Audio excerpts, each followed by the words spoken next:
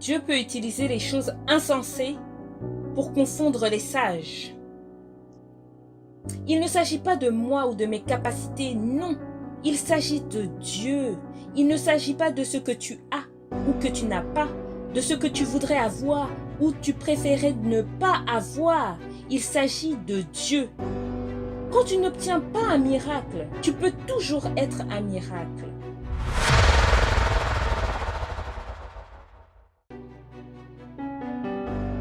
Dieu peut utiliser les choses insensées pour confondre les sages. Dieu peut utiliser un homme sans bras ni jambes pour être ses bras et ses jambes. Pour prouver qu'il ne s'agit pas de moi, Nick. Il ne s'agit pas de mes capacités. Il ne s'agit pas de moi ou de ma force ou de la manière dont je parle à travers le monde et utilise beaucoup mes mains, mes mouvements, mon langage corporel quand je suis heureux de prêcher. Il ne s'agit pas de moi mais de Dieu.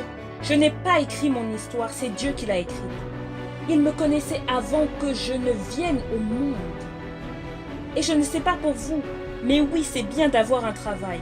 C'est bien d'être en couple. C'est bien d'être marié et d'avoir des enfants. C'est bien d'avoir tout ça. Mais tant que tu ne te rapprocheras pas de ton Créateur, il te manquera toujours quelque chose. Tu ne peux pas compter uniquement sur toi parce que tu risques de te laisser tomber à chaque fois. J'avais besoin de lui. Pas juste à cause de cela, mais pour mon cœur, pour mon esprit. La grâce de Dieu m'a maintenu sur terre. Même quand j'ai voulu me suicider à 10 ans. Les harcèlements incessants de mes camarades de classe m'ont convaincu que je n'étais qu'une erreur, que je n'allais rien devenir dans la vie. Quel mensonge! Quand tu réalises que c'est juste l'ennemi, je dis juste l'ennemi, car je sais qu'il n'est rien comparé à Dieu. J'écoutais les encouragements que mes parents me donnaient tout en écoutant les mensonges en même temps. Les mensonges qui disaient « Nick, tu n'es pas assez bien, laisse juste tomber. » Non, je suis une créature si merveilleuse. D'après le psaume 139. Oh Nick, tu devrais simplement laisser tomber. Non, je peux tout par Dieu qui me fortifie.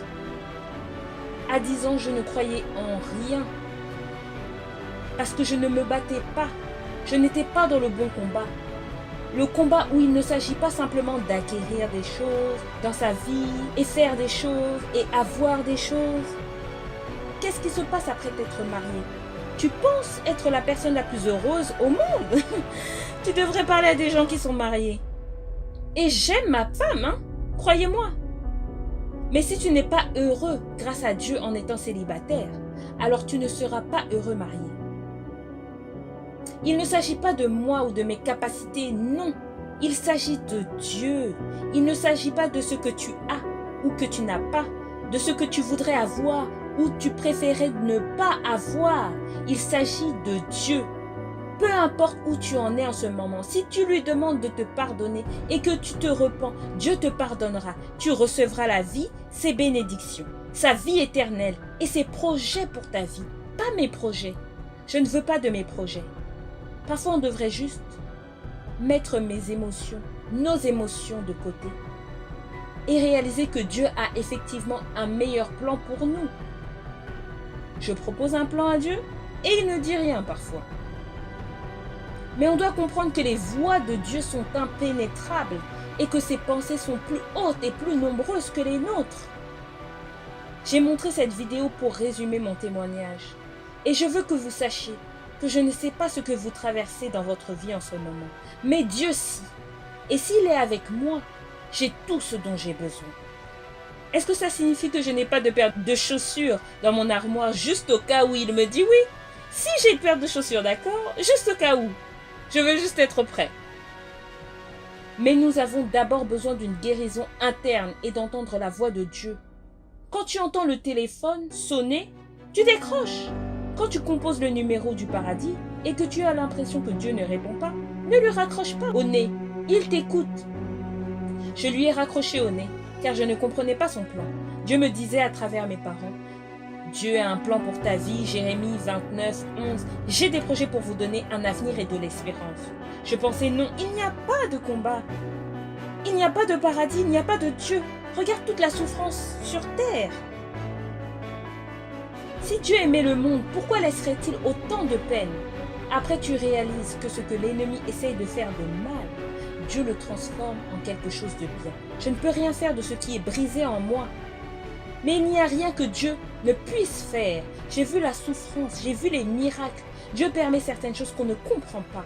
Mais si tu t'accroches à lui, il va s'accrocher à toi. Si tu lui fais confiance de tout ton corps, même quand tu ne peux pas marcher, il te portera. Quand tu n'obtiens pas un miracle, tu peux toujours être un miracle.